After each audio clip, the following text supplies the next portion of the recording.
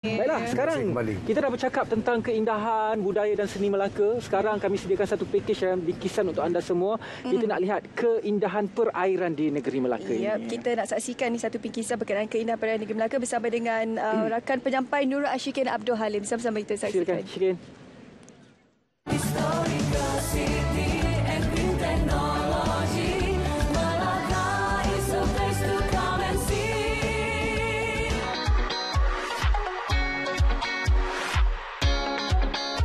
Sebut sahaja Melaka, pasti sudah terbayang keunikan bangunan bersejarah, kepelbagaian etnik serta variasi makanan tradisional yang ada di negeri Hang Tuah ini. Namun, masih ramai yang tidak tahu bahawa Melaka juga mempunyai tarikan eko-pelancongan di perairan negeri ini, iaitu khazanah laut yang setanding di pantai barat dan timur negara ini. Menurut Pengarah Jabatan Perikanan Melaka, Muhammad Fauzi Salihun, ia merangkumi perairan di sekitar Pulau Nangka, Pulau Dodol dan Pulau Undan yang dikategorikan sebagai pulau premium.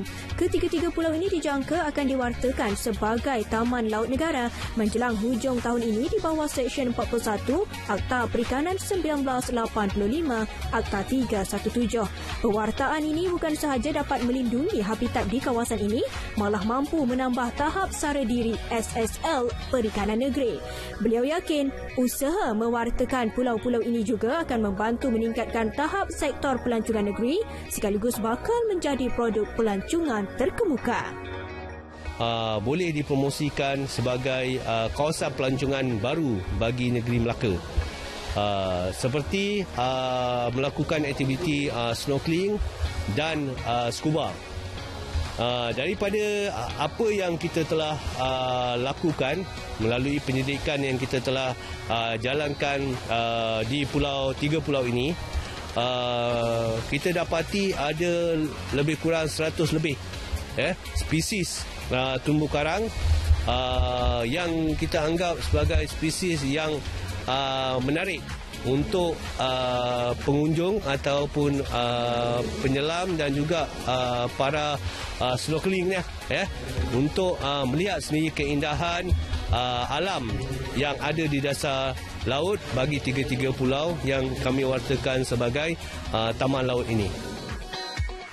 Antara spesies marine yang boleh ditemui di perairan ini ialah spesies ikan clownfish atau lebih dikenali sebagai Nemo, Sergeant Major dan angelfish. Manakala antara spesies koral yang ada di perairan ini seperti Acropora, Favites, Goniopora dan Eupilia. Lebih menarik, terumbu karang kipas atau sea fan di perairan ini disifatkan lebih besar berbanding yang ada di perairan Sabah dan Sarawak.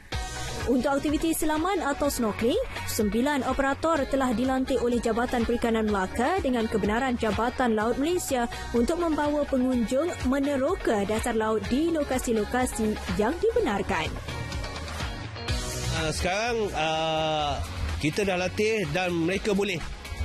Cuma kita telah melatih mereka dan memberi tahu di kawasan-kawasan mana yang boleh mereka melakukan aktiviti snorkeling dan scuba.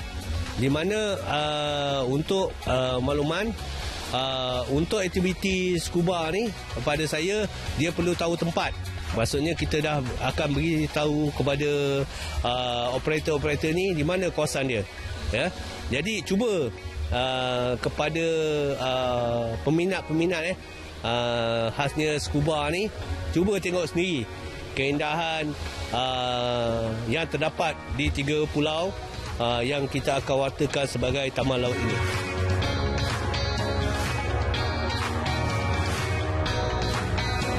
Ketika ini saya berada di Pulau Undan yang merupakan antara salah satu pulau daripada 3 pulau yang perairannya bakal diwartakan sebagai Taman Laut Negara. Dan seperti anda dapat saksikan ketika ini keindahan yang akan anda dapat saksikan di pulau-pulau ini. Dan pada anda yang bertuah, mungkin anda dapat melakukan aktiviti selaman dan juga snorkeling bagi melihat sendiri keindahan marine dan juga terumbu karang yang ada di pulau ini.